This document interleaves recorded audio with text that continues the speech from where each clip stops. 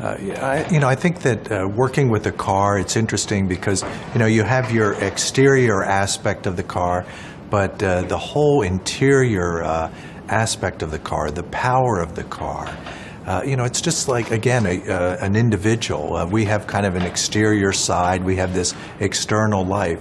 But we also come into contact with our own power as individuals, our own energy to move our bodies around. So that's something that within the design of my car I'm playing with.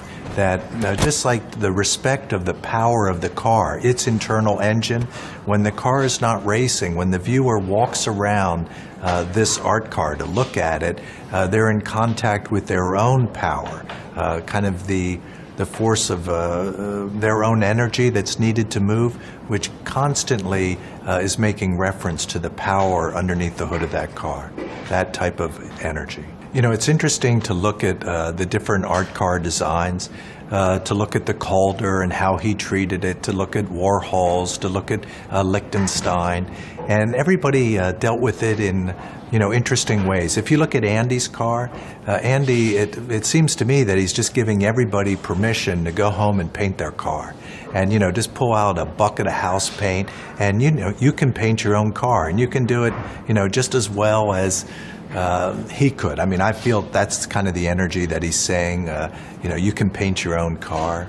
And so that type of permission is very, very beautiful.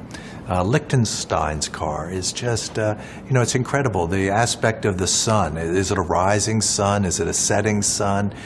This aspect of time and reflecting the environment and the type of energy that the car is experiencing, the aerodynamics of, or how maybe this motion and speed could bend time and space.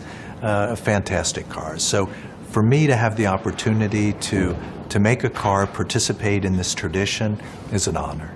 The idea that the car is actually a true performing car, a race car, and it goes through a lot of wear and tear out there, I find very exciting and interesting. And the type of, I've seen the destruction that can happen to these cars as far as just from the stones coming off the pavement, putting rips in the hood, and how dirty these cars can get through the race.